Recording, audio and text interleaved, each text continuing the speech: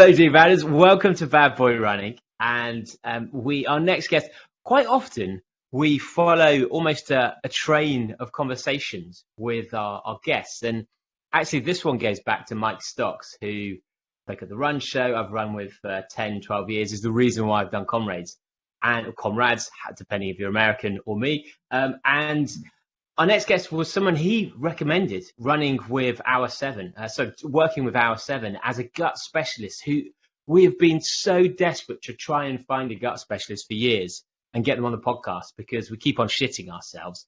And thankfully, Jamie is the man who can do that. He's got 7 years of research in this. He's from Liverpool John Moores. It's Dr. Jamie Pugh. He's senior lecturer. So welcome to the podcast, Jamie. Hey! Thank you very much for having me on. This is really daunting. You guys have had some unbelievable guests. This is legitimately a podcast that I do listen to. So had some terrible guests as well, though. So you're in the spectrum. Oh yeah, some of them I just turn off. I get 10 minutes in, and now let's hope I'm not the worst guest you've had. That's if I can set that bar, that's great. If you see us looking down, it's because we're texting each other, going wrap it up. So we just, as long as we'll rate it after the thing. It depends on what you say. It depends on how controversial you are. That's what we're looking for. Okay, I'll just make sure that I pull out all of the most controversial things for this to just get people's attention. Like, oh, what did he say? But before we jump into kind of the story and such, the image we've got of you on social media, I've just looked at it to look at the questions today. Is that what we chose for you, or one you sent to us? Because it's of you. You look like you're slowly walking head down. I sent about 5 pictures, and that's the only one where it looked like I'm about to give up in a race. I sent a picture with international athletes. I sent a picture where I'm flying up Coed Brennan in the trail half marathon North Wales, and I think I've got a big smile on my face. My quads are sort of like bulging out of the bottom of my shirt. And no, the one where it looks like I'm just despondent and struggling with my own demons. A great photo. What was that? Where was that? That was one of the Peak District ultras. What company was it? One of the ultras in the Peak District. It was near the end of the race. I think I came top 10, so it wasn't a horrible day. Yeah, nice. Well, because we were chatting just before we started recording about, we were saying, how are you? And you're saying you've just come back from Western States. Is that a good place to start, or actually is that better to come to that at the end? Do you know what? No, it's maybe a good place to start in that it's genuinely been like the culmination of what I've been trying to get to eventually in the sort of the research that I do. So I started my PhD at Liverpool John Moores, so that's where I did my PhD, and I've now got a lectureship. And my PhD was completely looking at why do endurance athletes get gut symptoms? So it started off, why do all athletes get gut symptoms? And then you very, very quickly break that down into, well, do you know what? Lots of endurance athletes get symptoms, and you go down even further. And actually, compared to all of the sports, ultra marathons in particular, it's a huge proportion. It's so disproportionate to every other sport, even other endurance sports. Oh, really? Like things like Ironman, or would that count as, or triathlon cyclists? Or you're always going to get different numbers across different sports. Argue about this, but in general, some of the numbers that we've seen, and when you pull them across, marathon prevalence is normally about 25%, maybe less in other events, depending on how hot it is, what level of athletes you recruit to the studies, things like that. But if you say it's an upper limit of 25%, that's pretty similar to what you see in Ironman triathlon, which obviously has a marathon component to it anyway, which is when symptoms occur. Yeah. And if you go through to something like the Tour de France, which is huge hours, multi-day, yes, there are like the odd ones where the TV cameras like picks up one of the cyclists at the side of the road doing his business. But in general, the symptoms are minimal, less than the marathon. So it's not just the duration. There is definitely a component to the running aspect of it. And then when you extrapolate that out to an ultra marathon, Western states have had studies where it's up to sort of 70% of athletes don't just have symptoms, but they directly quote that the symptoms had a negative effect on their race. So they have nausea, they have bloating, vomiting, diarrhea, it's the most common reason for dropout, and you definitely don't see that across other sports. Yeah, and actually that rings true in that I've done many races where it's just part of the race. It's not even, because it doesn't necessarily finish you off. You almost expect in a really long race, at some point something's going to change, and I'm going to have to mix up my food or not have any for a while, and you just come to expect it, really. No, it's definitely, and there's so many reasons for it. I'm sure we can get into some of the things, and maybe there's questions and stuff. But so that's where it started, and as I said, and then done lots of different studies, looking at lots of different aspects to it, and eventually sort of culminated in, we got this little international research team together. Myself, we had some researchers from San Francisco, from Illinois. We've got some collaborators over in Ireland. And we've just come back from collecting. Can we swear on here? Yeah, fuck yeah. So we've just come back from collecting shit samples from 40 athletes in the race, essentially. Were they aware? No. It's just a random portaloo that you propped up. Yeah. Like, we made it look like any other portaloo. Like a weird Beatles about. We had 40 runners, which is an unbelievable amount. We've got stool samples pre and post race from all of those athletes. We got blood samples pre and post race. And then what's really cool about this study is that I was one of them. We had 10 endurance athletes act as controls. So we followed an ultramarathon diet. So we took the average diet that a marathon, ultramarathon would have. So I had something like 9 gels, 3 bottles of sports drink, banana, from the side, 2 waffles, but at rest. So we followed the race as well. We all woke up. So a normal Sunday for most of us. Oh yeah. So we all woke up at 3 a.m. We were scoffing down our porridge, and we did. That was our diet for the day, to hopefully try and separate what's the effect of all of this type of diet, and then what's the effect of actually going and running this. I mean, before we talk about results, how was that? Because that sounds horrific. That sounds harder than the ultra. So there are 10 of us in that group, 5 men, 5 women. I think everyone's experience of it is a little bit different. I honestly didn't find the food that bad, but if someone would have put like a nice brown bread sandwich, crispy lettuce, something like that in front of me, I would have scoffed it straight down. I was just hungry for real food. I didn't really get sick of the gels and stuff. We had a couple of the participants who were like, do not give me another gel. I cannot stomach another gel. So it's probably really reminiscent of what you see in races as well, in that tolerance to it was quite varied, even when you're not running. And so I'm surprised actually. I'd have thought the body would react more.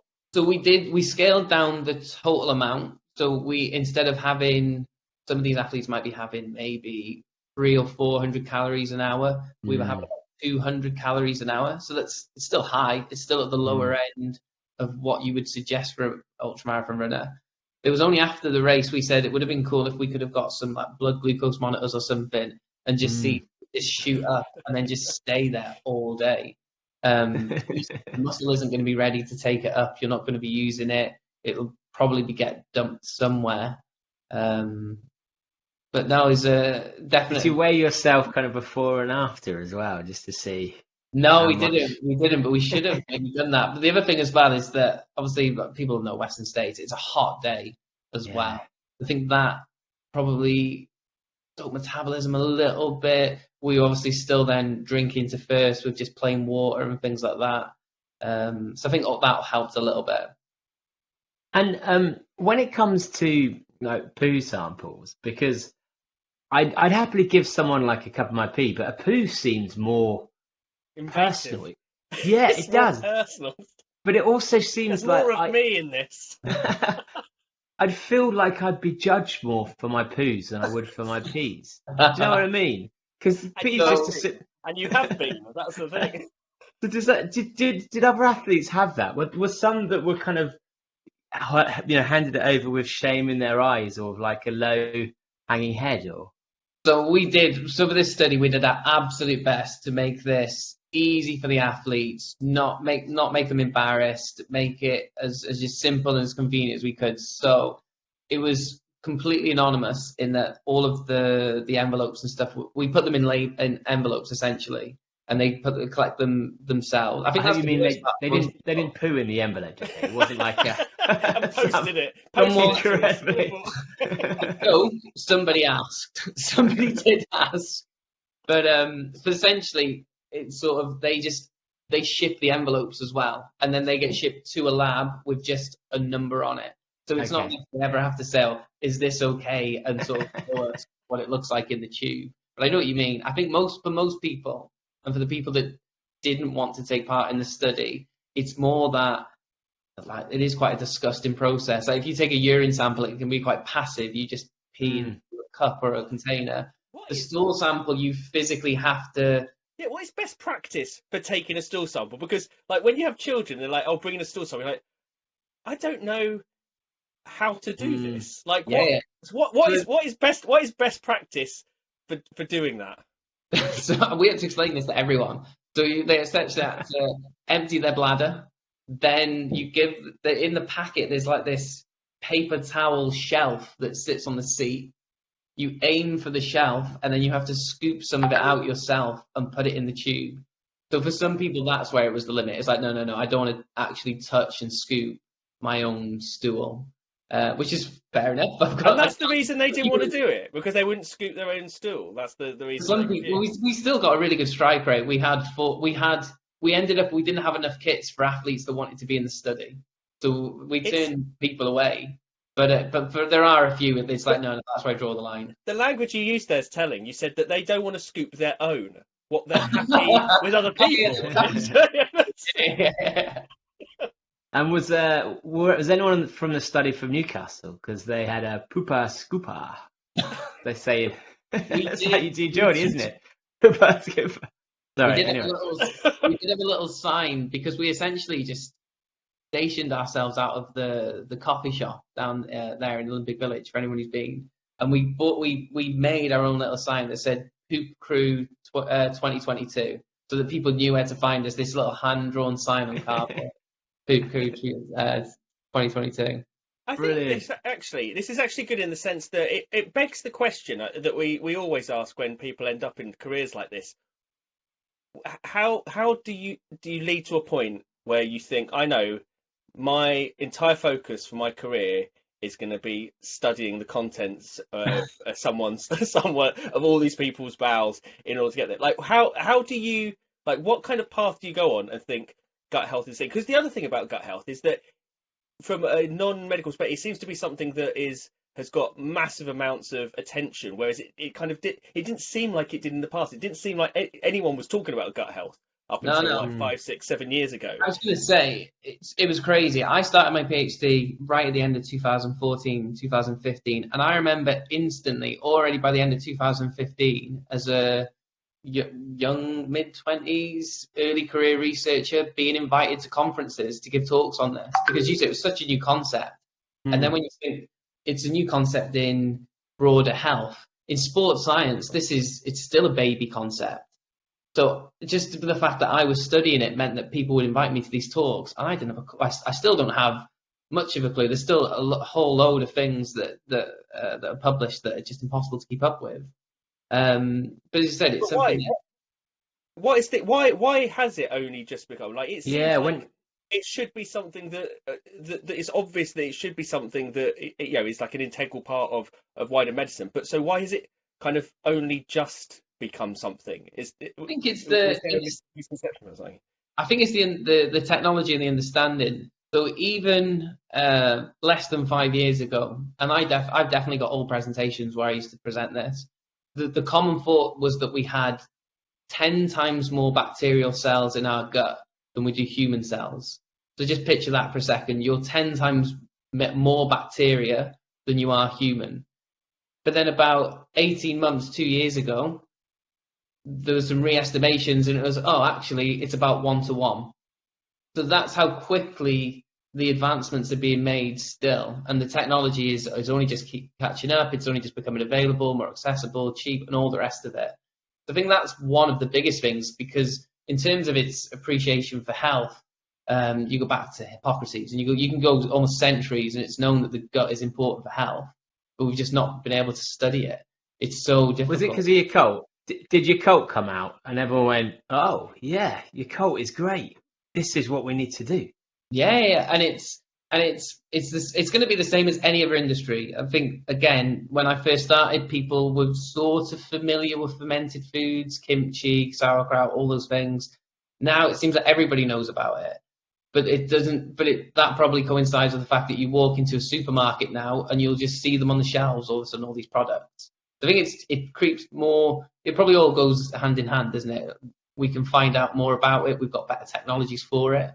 It will always lag a little bit, because you can think, well, in sports science, we know about lots of things that happen in the muscle, because you can just go in with their permission, take samples of somebody's muscle.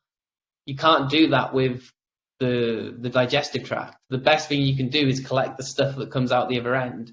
What we really want to know is, okay, can we take a section of somebody's stomach? Can we take a section of their small intestines, a section of large intestines? But it's just so inaccessible. It's just this essential black box of information that we can't access. So how do you then study the stomach, and how do you try and assess, because the body's so complex that trying to understand, because even I mentioned your gut, but you mentioned all these probiotics, and everyone seems to know they're good for you, but I don't think anyone could genuinely explain why or what or how, other than friendly bacteria, obviously. But it's true. You do speak to anyone, and like about gut health, and everyone talks about it. And then you try and get any deeper from like, like as you say, friendly bacteria, and like no one kind of seems. And that goes all the way to the top again. So similarly, sort of, this is maybe 3 or 4 years ago, I got invited to a Premier League football team, and they asked me, how can we improve the gut health of all of our players? And my first question was, why? What's the problem? And like, no, we don't have any issues, but we know that gut health's really important. And it's that type of thing, isn't it? But we know, okay, this is something. It might be linked to all of these different things. We're hearing lots more about it, but there's nothing tangible directly. It goes from my research and lots of other people's research. The one of the best things we can do at the minute is say, okay, can we do an intervention that we think would target the gut, and then actually we'll just look at the outcome from that. So it could be, like, the most simple one is, okay, can we look at putting a probiotic or an intervention in? Do we then reduce gut symptoms in endurance athletes? We can take some measures alongside it to try and best guess what the mechanism is, but the primary outcome is going to be, does it have the final effect that we want it to on some other aspect of health? So immune function, sports performance, sickness, allergy, all of those things. That's probably the best thing that lots of research does at the minute. And is there actually an objective way of measuring gut health? Like, I know lots of people talk about, to like measure how good your gut health is, and then like an objective measure to be able to see how much it's improved through taking probiotics or anything. And how kind of accurate are those? I think the broader term of health, it would only be as accurate as if we just wanted to measure somebody's overall health. So there's not great ways. The most important things initially are, is there a disease? Yes or no? Are there symptoms? Yes or no? And that would just be the most basic start point, in the same way that you would assess is just somebody healthy in general. Do they have any disease, or do they have some symptoms that mean that affects their day-to-day life? You can get the microbiome assessments. As I said, we've taken samples from lots of different athletes, lots of different studies. In terms of, can you make a measurement of health? I'd say no, not yet. You obviously can screen it for lots of different proteins or inflammatory hormones or anything like that. So the assessment kind of gives you a profile rather than an assessment, like just a profile of what their gut is. And it doesn't tell you much of anything. We've done this with Premier League football teams. Obviously, we've done it with these athletes. What you'll end up with lots of graphs, lots of Latin names for these bacterial species.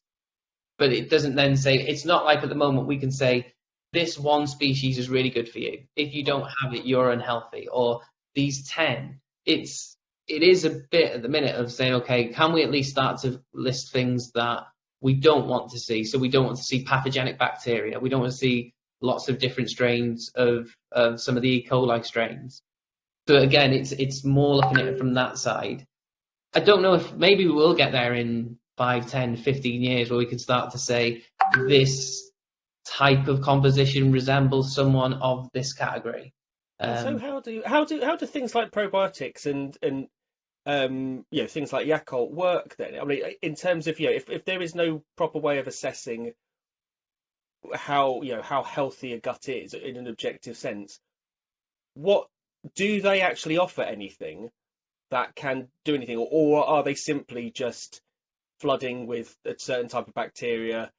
And because that's the thing, how different probiotics are assessed, isn't it, by the millions or billions of certain bacteria they have in them. So how does that work? Just so that like listeners who have been told to take probiotics by doctors or nutritionists, things like that, understand what that effect it has. Is this the bit where I have to sort of give my conflict of interest to say that I have had research funded by probiotic companies? Is it bullshit? Yeah, that's what I should have said. The kombucha, big kombucha. Yeah, I am on the. Hopefully, you see that I'm not biased for this. So there's different mechanisms by which the bacteria can work. So they can compete with other pathogens, for example, in the gut. So they can compete for nutrients and they can compete for space on the lining of the intestines. And then when they're there, they can be alive. So if it survives the stomach and reaches the small intestines, it's a living organism. So it will be metabolizing, it will be excreting different hormones, different proteins. That has or can have a systematic effect. And they also can directly interact with the immune system as well. So there are different models that have been shown that they can have an effect. I think you're right in that no one has shown a great representation of why we need this amount, other than, okay, we've used this amount in a certain study and it seemed to have some effect. The effects, like most studies, they're never huge. They never take somebody from death's door to sprinting down the road. They never take an athlete who has chronic GI symptoms to no symptoms whatsoever the next day. And the best way in terms of the numbers is if you look at all of the commercially available products, you can find a probiotic on the market that has one bacterial strain in it, so one species, and it has about 7 billion colony forming units, which is the units to assess how much is in there, all the way through to products that have 10 or more bacterial strains. I actually got sent a link to one today that has 24, and they can have 450 billion.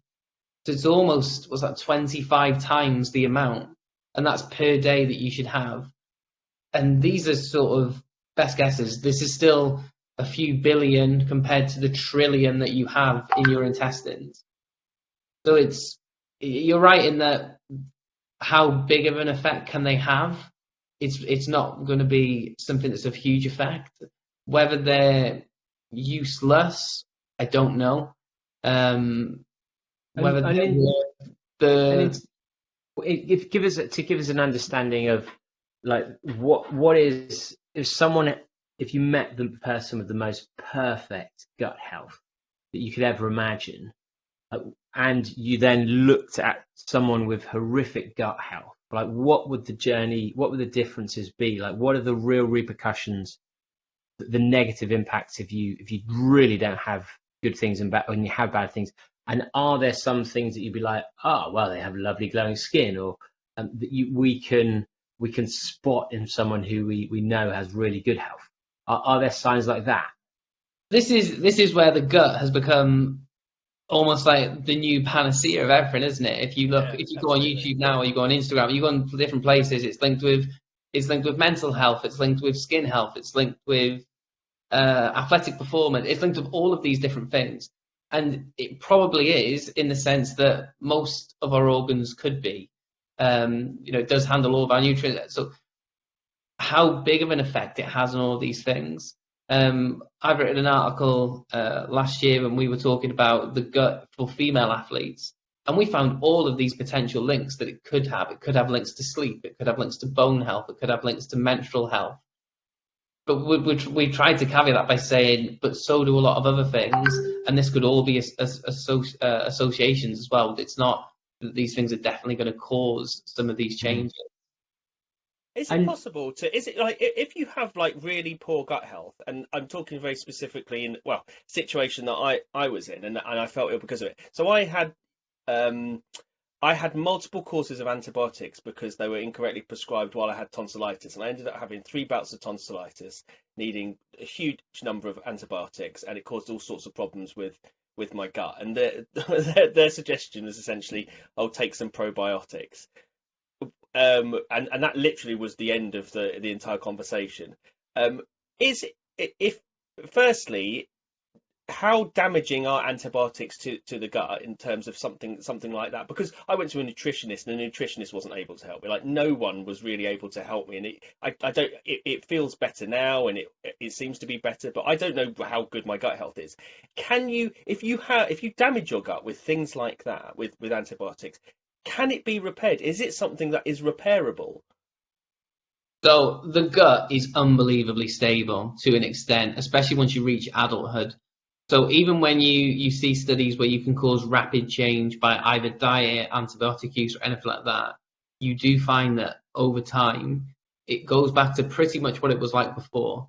So it's not to say that in that reshuffle period you're not going to be more susceptible to infections or diarrhea or symptoms, maybe a little bit of a difference in your immune function and things like that. But it is incredible how it does seem to be this really difficult thing to sort of keep turning away from what it has been going into adulthood. So how the method of birth, whether it was cesarean or natural birth, whether you had antibiotics as a child, whether you were breastfed or not, these things seem to have almost as big an impact, if not a bigger impact, on our microbiome as in our adulthood, in terms of what does that core microbiome look like as what we do now. It almost sets a template that the body tries to stick to. Yeah. So it's not to say that it's not changeable. We've taken samples from athletes over the course of like a week, and you can see these little changes throughout. But in exactly what we've already said a few times, we don't know what that means. We're not at the point at the minute where we can say, oh, do you know what, that athlete was healthier on Monday when their microbiome looked like this than they were on Wednesday when it looked slightly different. So all these things, it definitely has a role to play. I don't know if the research is there in terms of from a microbiome standpoint. Can we really start to think, okay, this is what the perfect microbiome looks like, and this is how we should go about trying to achieve it? Okay, so there's another question I've got, which I thought might be related to this, but maybe it's not. And it's something that's come about as a result of kind of the greater interest in gut health, but something that's always seems a little bit of a funny news headline as well. So it goes, fecal transplants.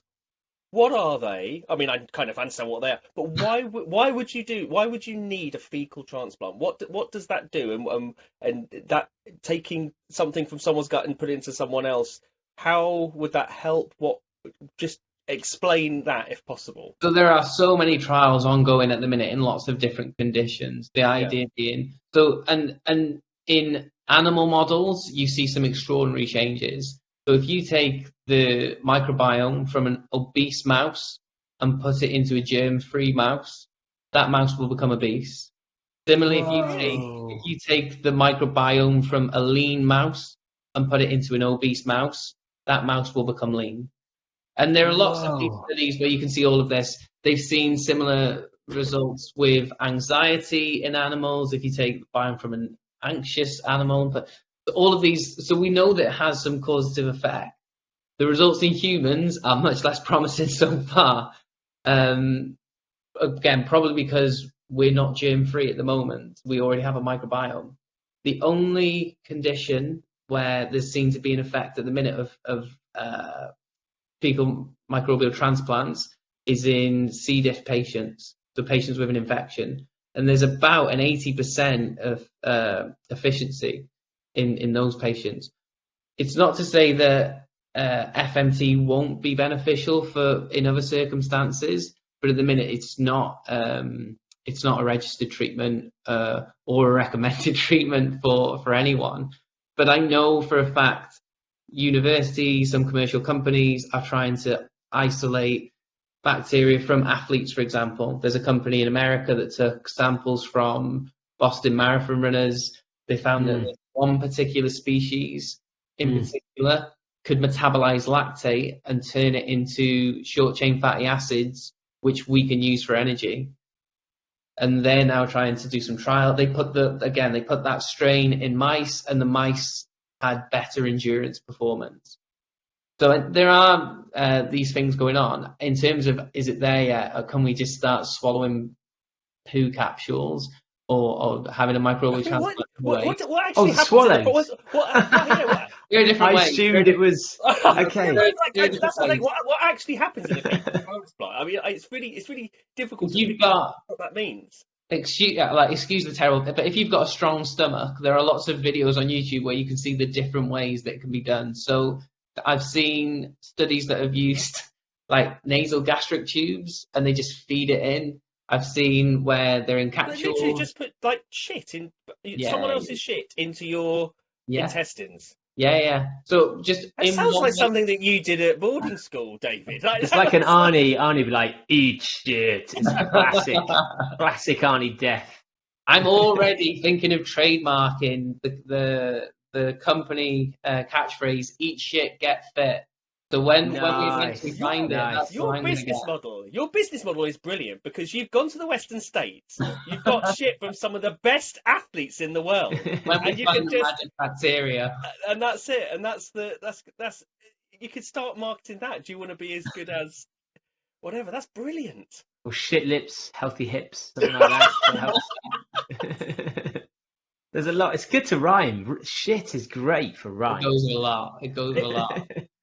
I mean, is that the issue with something like gut health and stuff? Is that there's a lot of these concepts and ideas that are like you say, still in like trial phase and stuff, and it's almost people are jumping on this like commercial aspect to it and possibly confusing people as to how important it is, how much it is. It's in their interest to make it into something bigger, but if you're still not at the stage where there is a clear and definable improvement that could be made through certain actions. And what are people marketing? As I say, and isn't that just so many of the health industries targets from the last, I don't know, I was going to say decades, but probably not centuries, isn't it? If you can find some intangible that sounds really scientific, that sounds novel, that piques people's interest, they said you don't have to give them anything tangible at the end, but you've given them this target of gut health.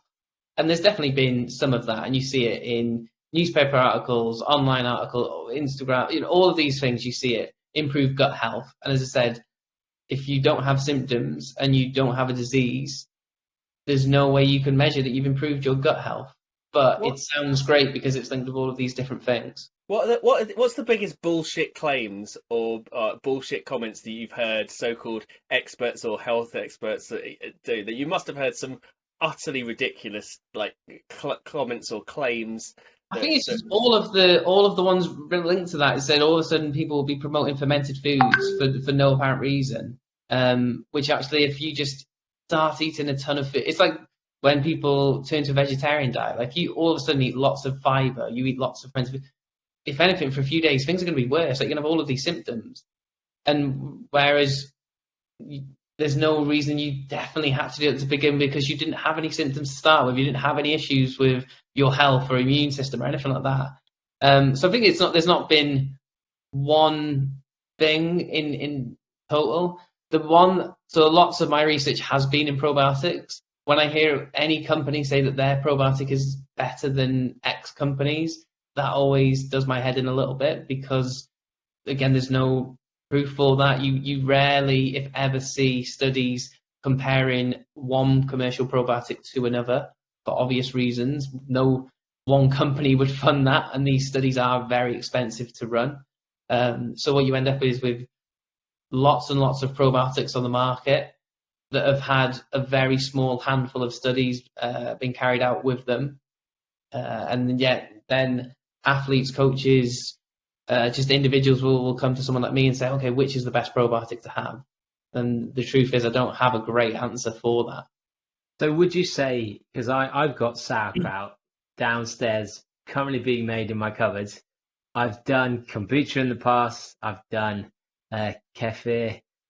Is there any evidence for any of those Please say no. genuinely being healthy? And this caffeine while you're at it. Yeah, any of those genuinely being good for people who have normal health? Yeah, do you know what? It's the same as increasing. It's probably a similar level, maybe, as increasing your just fruit and vegetable intake, isn't it? But like, we know that it is beneficial for our long-term health. So I don't think there's going to be no effect.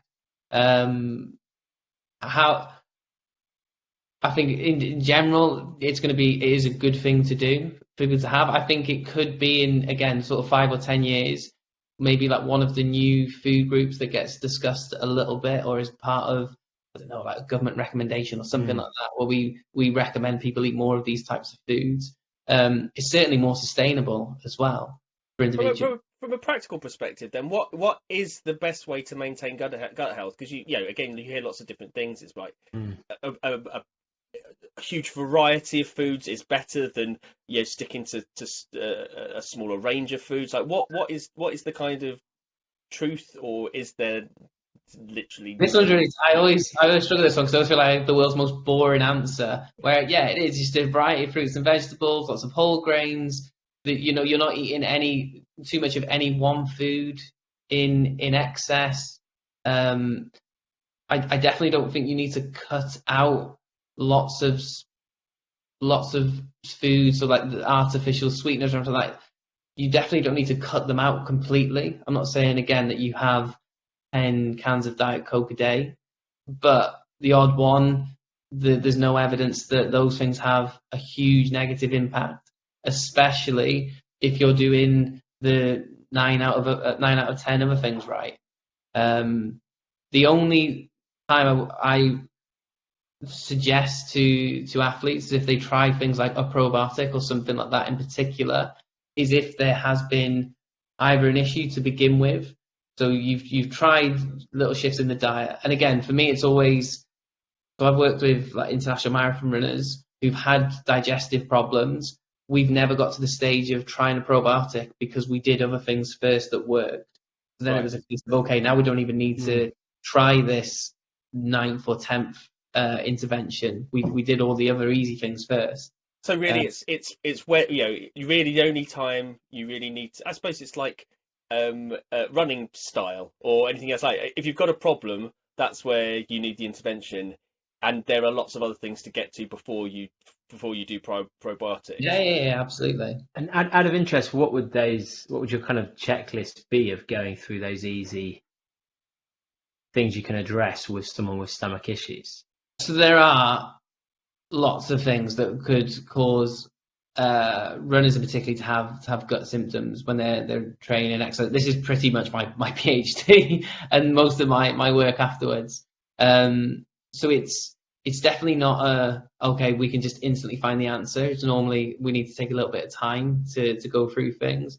And the things that we start looking at are the athlete history. Has there been any diseases, either diagnosed or undiagnosed? Are they on any medications? What does their supplement use look like? Because there are lots of little hidden things that can cause GI symptoms, like lots of vitamin C. People think they're doing really good things for their health by cramming lots of vitamin C in their diet. But if you're taking that on as a supplement by sort of in the grams, that causes GI issues. So we normally do little things like that. We could look at a little diet history. What type of foods do they eat in general? Then what type of foods are they eating the day before a hard session or the morning of a hard session? What time are they eating that meal? If it's during the longer stuff, what are they consuming in that session? And then also, what does that compare to what they've done before? So there's lots of different things. With some of the athletes, like it's taken time. What would you say the common red flags are within that, or the common mistakes that you find athletes making? The most common mistakes is the nutrition side of things. Absolutely. And it'll either be they're eating the wrong things the day before, or in the meal before a session and what time they eat that last meal. And then the nutrition, marathon runners in particular, it's maybe a little bit different for ultras, but marathon, the big one is always they do stuff in the race that they've just never done before. And I think people like to kid themselves in that, oh yeah, I had a gel in a long run, but yet in the race it was, I tried to take on 4 gel. And it was also, I took on a gel on an easy 90-minute long run, but then actually when you come to do your marathon, you're running 30 seconds a mile quicker, and you're trying to do that for 2.5, 3, 4 hours. There's those little subtleties and the differences. So with some of the elite marathon runners, by the end of a 10-week block, they're doing hard long run sessions, taking on full race nutrition, so that it's a complete plan. I know I'm going to drink this exact amount of fluid with this exact amount of carbs, and they're replicating it in probably 2 sessions a week at least. As they get into the final week, they might even be taking on some form of carbs in every single run that they're doing, just so that they're training that gut. The gut's trainable. I don't know. This is, I suppose, really bad. In fact, was it last night? The American 4th of July food eating competitions, and you see them eating it's crazy amount of hot dogs, isn't it? It's something like 70 hot dogs. Yeah.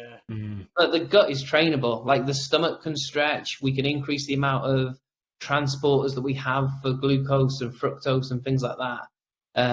So if you're not training the gut the same way that you're training your muscles before a race, you can't then be surprised when things start to go wrong during a competition. And is the best way to train it just by taking on more and more as we run, or are there other ways in which we can be trying to train ourselves into taking? Because it used to be 60 grams carbs, then it's gone up to 90 with the dual tract, but then it's supposedly now you can train to 120. Are there any tactics or? Do you know what? It's definitely relative, and it's definitely personal experience. So the 120, I would say, for now, if you're a runner and you're not trying to break 2 hours for the marathon like Kipchoge, I wouldn't go up to the 120, because it's one of the, we see it in the lab all of the time. We do a cycling study in the heat for 3 hours. You can put anything down someone and they'll eat it, they'll consume it, they'll have no issues whatsoever. You try to do that with someone on a treadmill in the lab, even after an hour, they're already struggling. They've got symptoms. It wants to come out one way or the other, or they just don't want to carry on eating or drinking.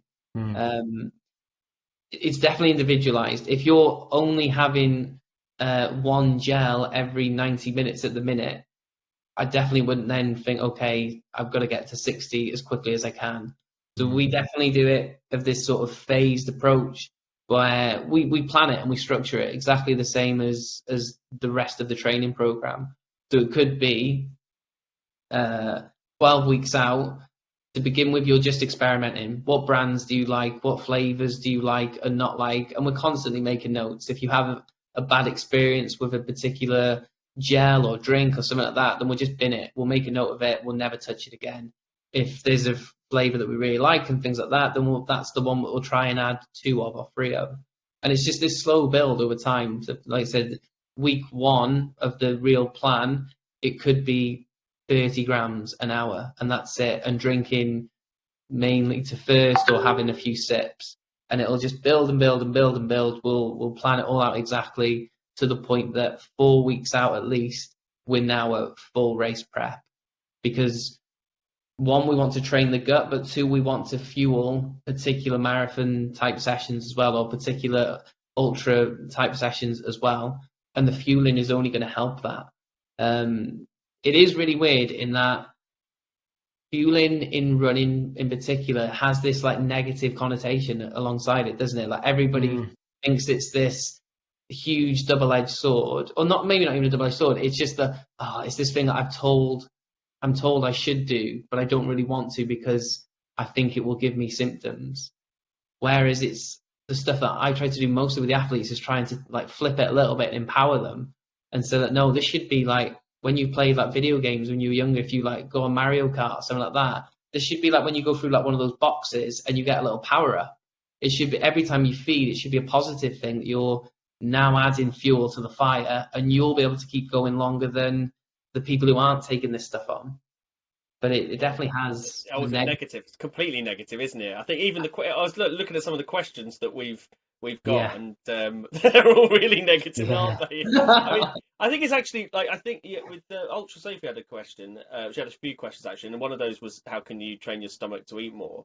Like one of the other questions, if you feel nauseous, what's the easiest way to get calories in? I think that's probably a kind of a common question. You know, when you're feeling like that, but you know you need to get calories in. Are there common strategies that have been proven to use that?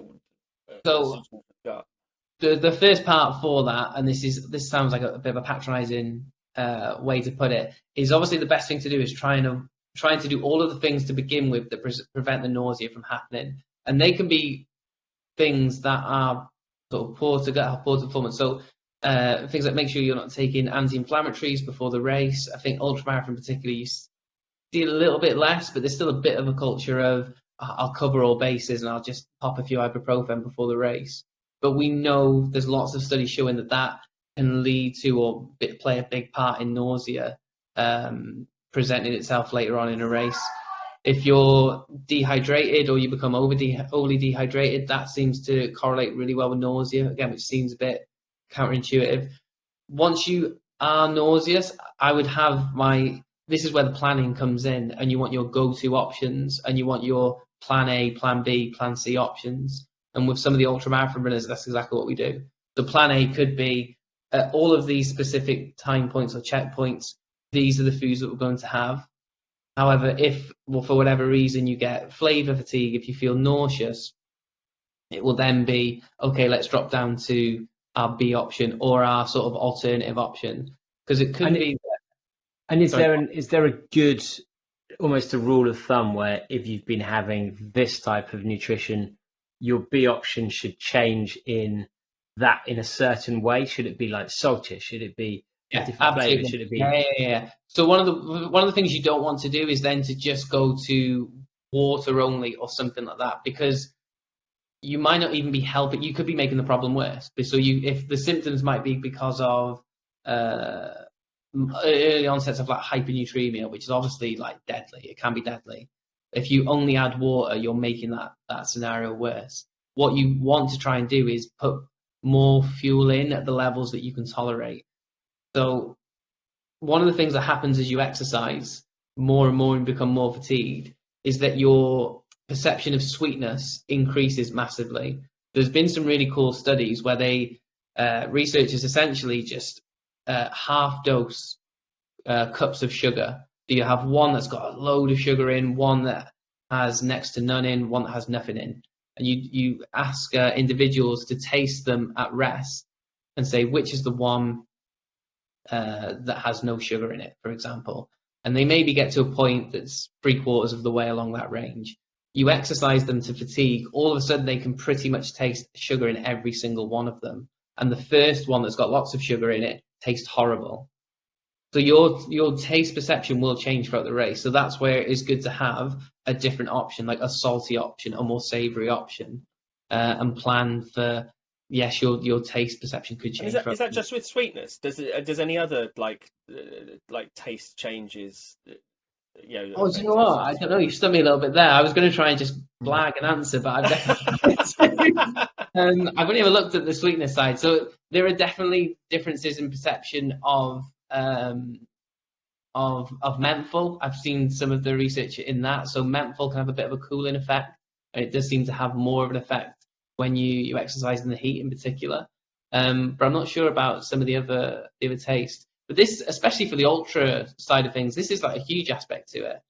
I think depending on how long you're going to be out there for.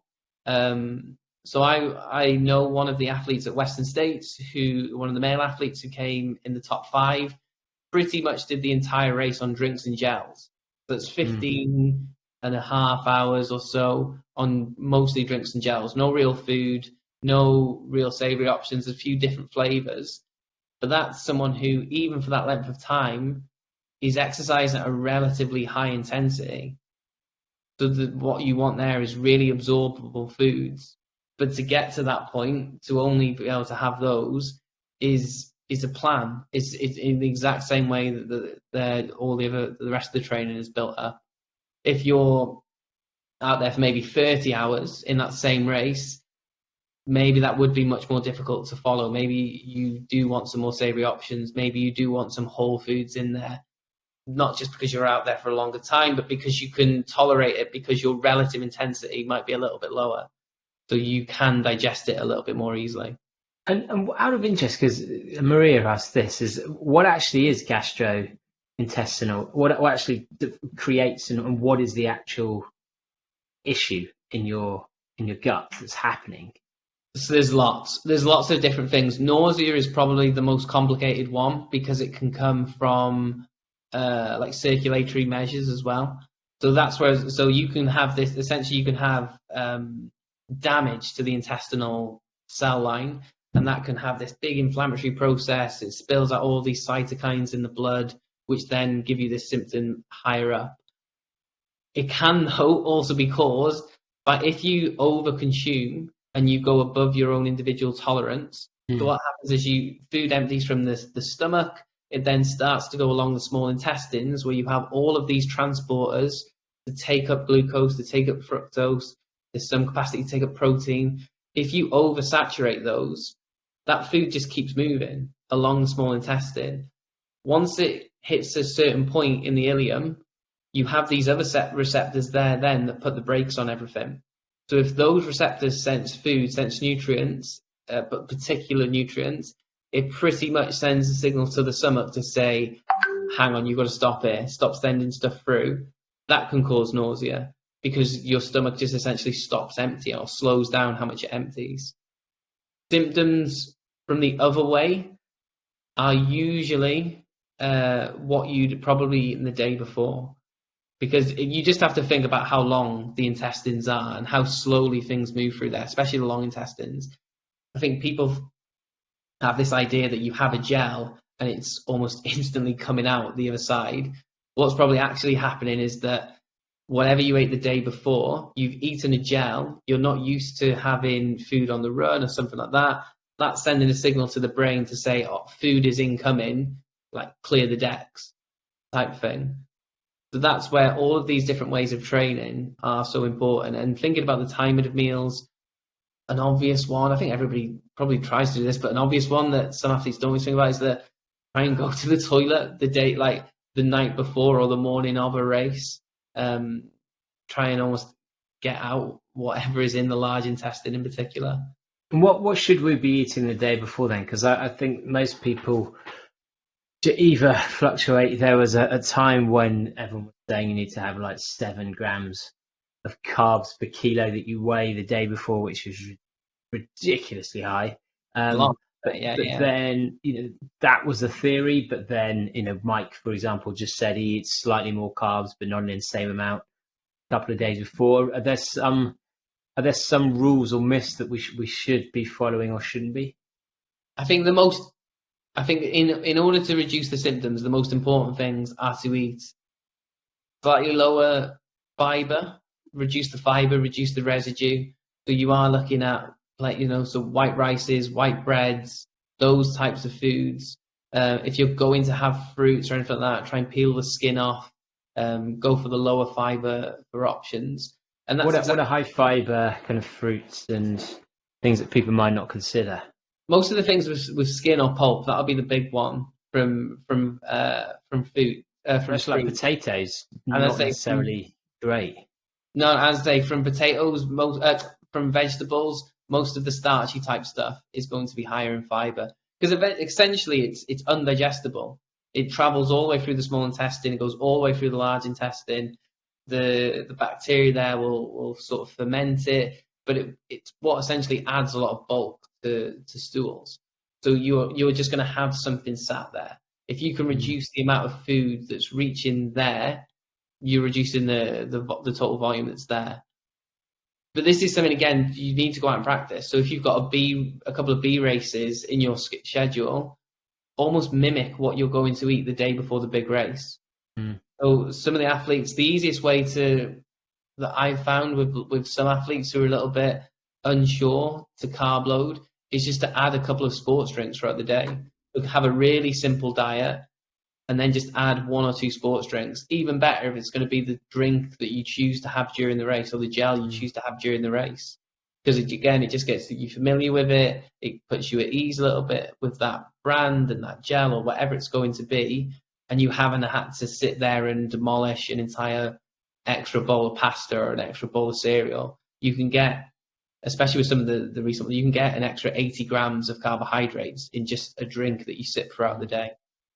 And in terms of the kind of pre-race, the morning of, I'd always have a couple of bagels, which would be up to kind of 100, 150 grams of carbs. And then also Lucozade would have everyone believing you've got to be drinking, like supping down, taking a gel 5 minutes before. Like, what would you say your breakfast should be, and when should people start then taking on carbs in terms of the race? So the breakfast, so essentially the morning of, you're trying to top up the liver. So again, something else that's really difficult to examine. So sports science is terrible in its recommendations for pre-exercise, in that the range of the recommendations is 1 to 4 grams per kilogram of body weight. So if you think about that as a 70 kilo athlete, you're going from 70 to 280 grams of carbs. So we're terrible. 280 is just not doable in a morning. So we're terrible at recommendations for that. I'd say if you aim for the sort of lower end of that, 1 to 2, and then again, it's going to depend on the form you take it. We're mostly going to be eating food as we do it.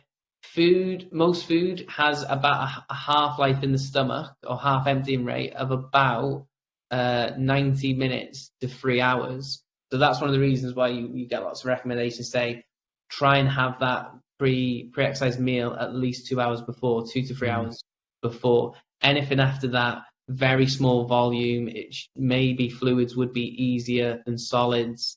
And then, as I said, but you don't necessarily need to. Your muscles should be topped up from what you've eaten the day before. As long as you have something that's fairly easily digested on the morning and you time it enough.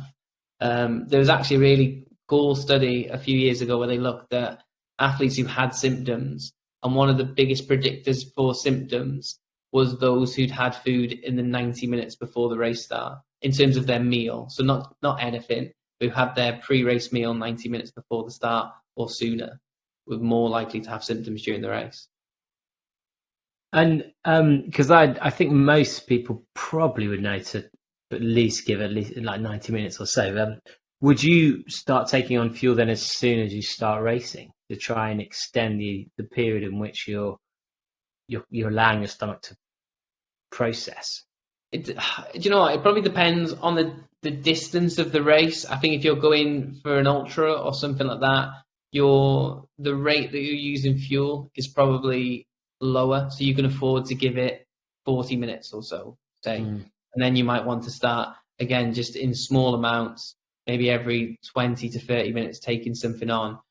In something like the marathon, and if you are going for a PB, if you are pushing things, you probably want to. So with some of the elites, they're literally having something at every single station, every single aid station, every 5K, because they want to keep carbohydrate oxidation nice and high.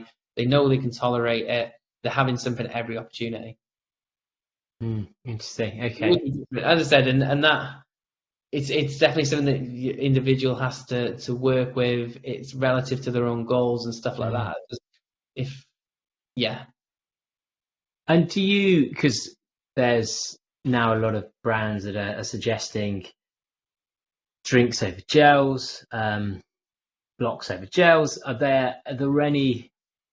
Is there a huge difference with how that fuel hits your stomach when it's obviously real food is very different for ultra, but for general running, is fructose in any form or glucose in any form essentially the same, or does it make a difference I feel like I almost like I might have fed you this question, because I was an author on a paper that we published about 2 months ago that looked at that exact question, and there was no difference. So we looked at blocks, gels, drinks, and in that if they had the same carbs in them, because obviously it might be different if you look across brands. Yeah. But from within the same range, there was no difference.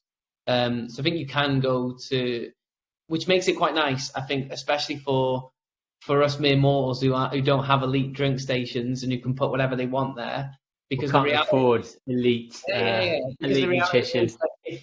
If the answer would have been that drinks were better, okay, that maybe serves the elites who can have their own bottles at every station. But what about us who have to maybe carry our own nutrition? So it is quite nice finding that you probably can mix and match. You could have some blocks, you could have some gels, you could also take on some drinks along with course as well. And do you think these hydrogels are significantly better than normal gels? We've done some pilot testing. We've never found any difference.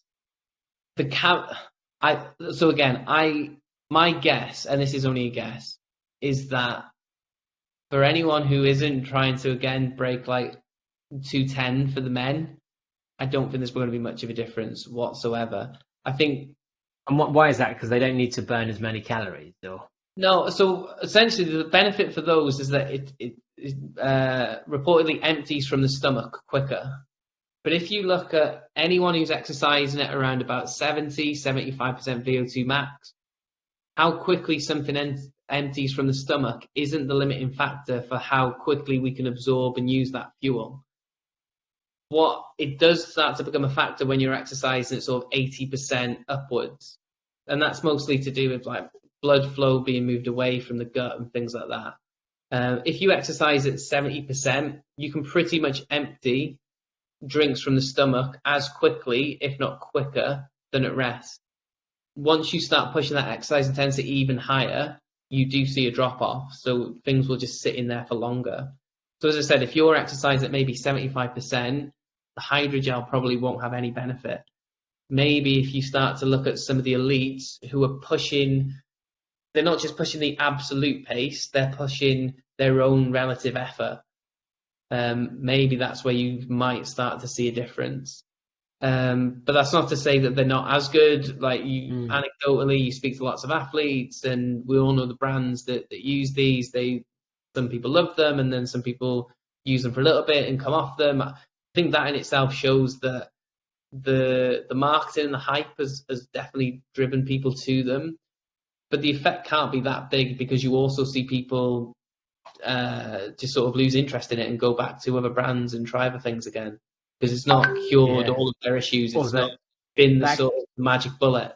That could be finances as well, because they're £4 a pop. I've got some. That's got to be one of the reasons as well. I've got some other questions. It shows that it isn't huge, because for all of us, for most of us, if we just had a marathon or a big goal in mind, we thought, you know what, £4, can't do it every week, but for this race I would. But they said, but it's not. All of a sudden, it's not like carbon plate shoes where you put them on and you go, yes, undoubtedly I'm quicker now. Yeah, true. Especially for a lot of people, it's that they're not actually taking on the fuel when they should be.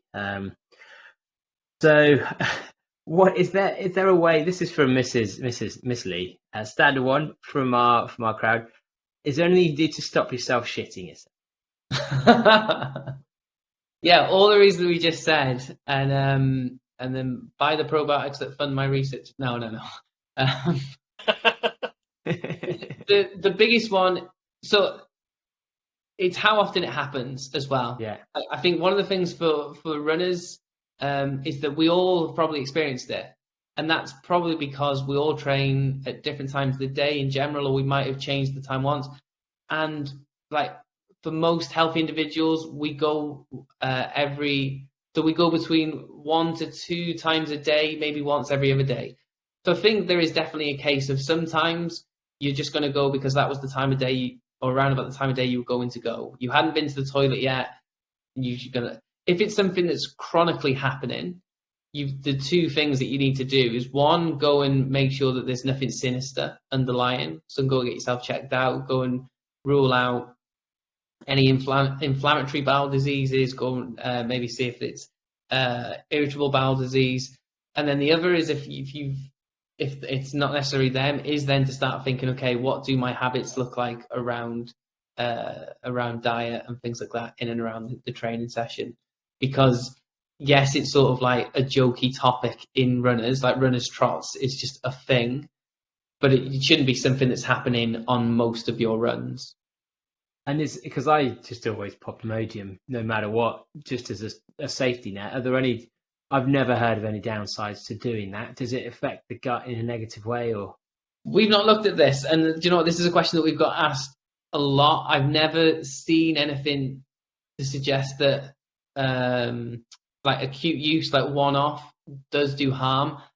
Again, I'm going to cover myself and say that I'm absolutely not a clinical expert in that particular.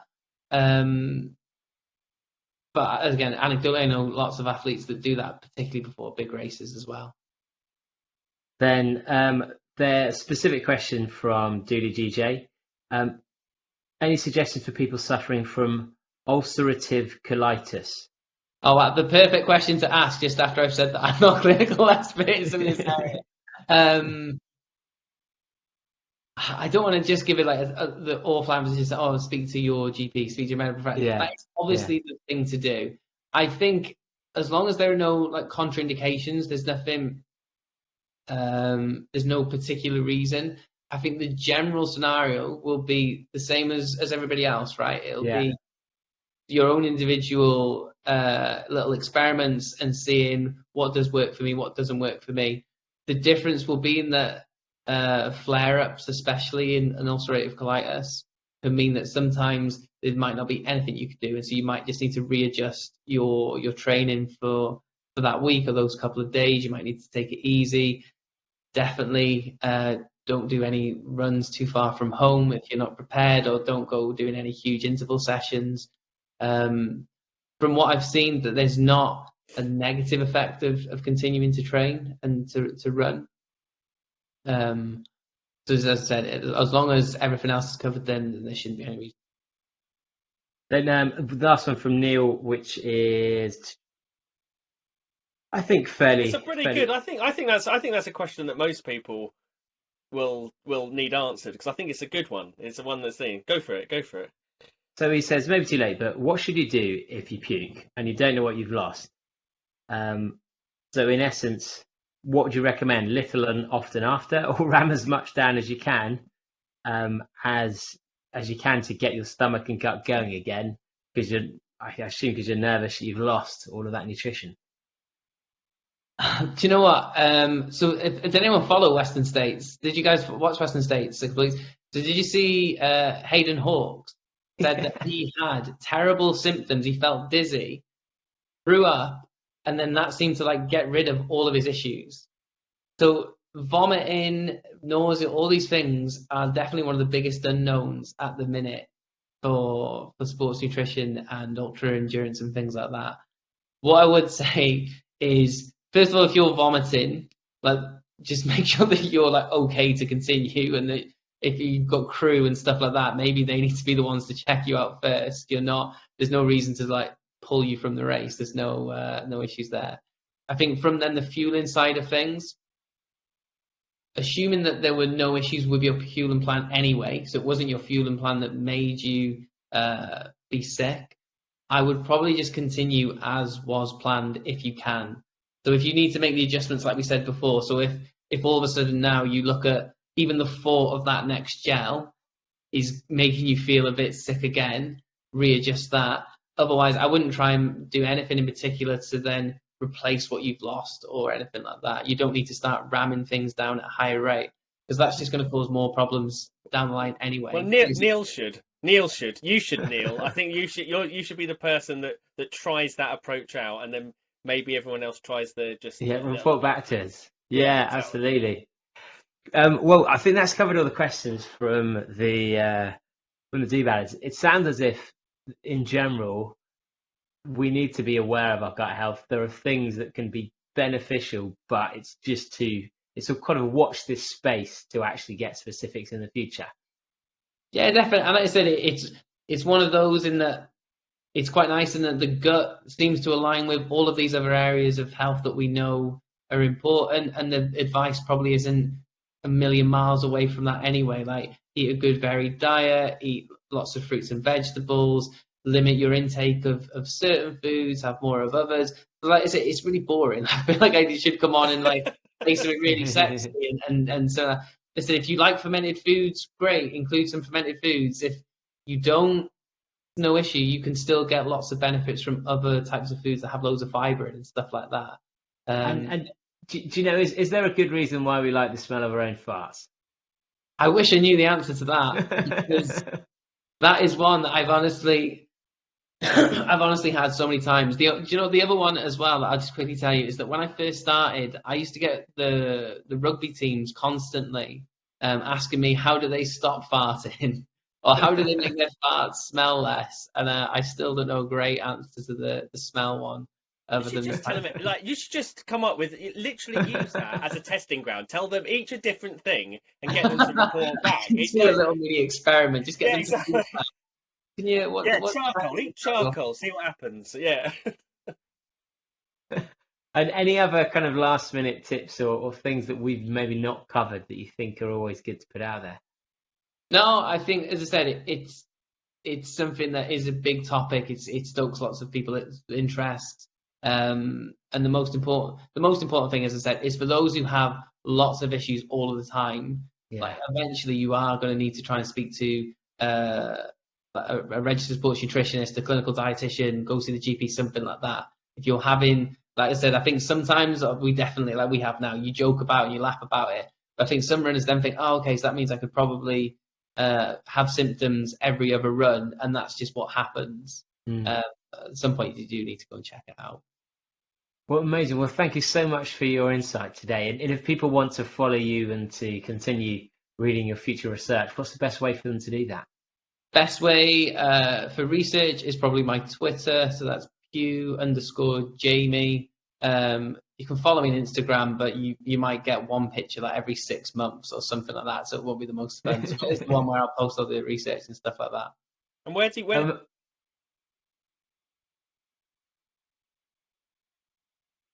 Oh, it's frozen. Oh, I've lost you, Jamie. Sorry, I've lost you, Jody. Oh no! Was it going to be where do you publish your research, or would that be through the university website? Through the university website, yeah. All the research is published on there. If anybody has any questions about any of the research, anything like that, they're more than welcome to just reach out through my email, which is on the university website, through social medias and stuff like that. I'm more than happy to answer any questions, point people in different directions and things like that, definitely. And when's the Western States report coming out? That will be, this is one of the horrible things about research. This will be a few months. We've got some preliminary data from how many people had symptoms and the easy subjective stuff. The microbiome stuff will be a few months. But I'll definitely update you guys as something comes through. Yeah, we'd love to. And if anything new comes in the future, please do bear us in mind, because we'd love to hear. No, absolutely. I've only realised as well, I've been doing this, that I didn't have a light on when we started. It's dark, and I've only just looked at myself in this bottom corner picture. Now almost in complete dark. Getting more and more sinister.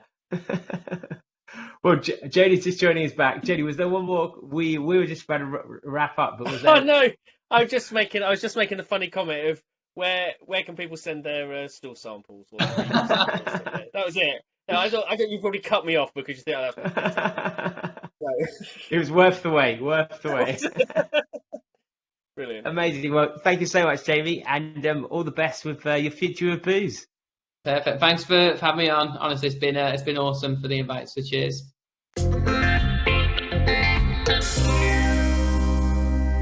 We finally did it. We finally got a doctor. A gut doctor. Health doctor on. Genuinely, there's been a few, isn't it? It's like, and they said yes, and then they've got a bit more popular, and then said, no, fuck off. Or they've had a book out and gone, actually, no, we're not going to do it. Or something like that. Because gut health, it's gut health like this. It's almost like the new kid on the block in terms of the health thing, isn't it? Like, if you do gut health, you're kind of in the sexy area of shit. Yeah, it's weird how I can't think of many times that industries have sprung up so quickly. I guess CBD would be another one. I still don't really understand what CBD, how it helps, and it's everywhere. But I've done all the different gut things just to try them out because I think it's quite fun. But Mama B, she's got some gut yogurt in her fridge, and it really is everywhere now. But that's the thing. I went to, like I was talking about that, the issue that I had with the antibiotics, and I was having stomach issues, and I was having this, and I went to see a nutritionist, and the nutritionist was like, "Oh, just go and take some probiotics." I'm like, "Well, what will that help do?" And they're like, "Just take them." Just take them and see how you feel. And it's like, well, it's almost like acupuncture. You're like, you say you go to acupuncture. You're like, oh, it works, but how does it work? And they're like, don't ask questions like that. So really, we need to needle in probiotics into the stomach is the ultimate solution. Combination of the two. Oh no, I think I've lost Jody again. In fact, I have. So it's just me recording D-Badders. If you like this episode, though, we've interviewed a fair few doctors. We interviewed Guillaume, I can't remember his surname, about fatigue. Had Tim Noakes talking very controversially a couple of times. And if you're really interested in nutrition, Renee McGregor is always great. We've had her on probably 3 times, I'd have thought. It's quite hard to tell because we always have her at the Run Show as well, but the very first episode we have with her talks a lot about race nutrition for sport in general. But she was really good at talking through how to train the stomach, how to train the body, and figure out which foods actually you respond to, and really come up with a strategy for doing 100-mile, 24-hour races, which is her specialism. But if there's any guests you'd like us to interview, we got Jody back. I was just going into the outro because do it. Don't wait for my internet. So I'd recommended a few people already. I'd recommended Renee. I'd recommended Guillaume talking about the science fatigue, and actually Professor Jones is great. Professor Andy Jones. We've had him on a couple of times. One of them talking specifically about the Nike Sub 2 project. The other one talking about more generally his background, where he discovered the beetroot, the nitrates diet. We spoke about Tim Noakes before. He was talking about hyponatremia, among other things. But yeah, if there's a topic or an individual you'd like us to interview, then do message me either on Instagram or david@badboyrunning.com. And follow us on Instagram to be able to ask questions like we did today to our future guests. Then absolutely. I think specifically we've got into like some real depth actually with some of these very specific things. So if you have suggestions of things that we haven't covered that are really specific that maybe other podcasts haven't covered or other podcasts you've heard on different podcasts, then let us know, because I think some of these ones have worked really well. Especially we have this kind of theme around taste and food and gut and everything that we seem to be exploring at the moment. Yeah, and actually has our episode come out with the Oxford professor? Yes. Oh, absolutely. Great. Yeah. Oh, that was perfect. All to do with what actually impacts your hunger and how much we eat. But yeah, please do review us. Please do subscribe. Reviews really help with our credibility in getting guests on in the future. And Jody, anything for me? Head over to the Facebook group to join the conversation. Type the answers for 3 questions. And we will let you in so you can start and meet the rest of the do-badders. By now, Lorna should be back, so we'll have merch available again. So store.badboyrunning.com. Thanks, guys. Thanks, Nick and the team and the crew, Andy and Maria and Anya. And we will see you guys next time. See you later. Bye, bye, bye, bye, bye. Bye, bye, bye, bye, bye, bye.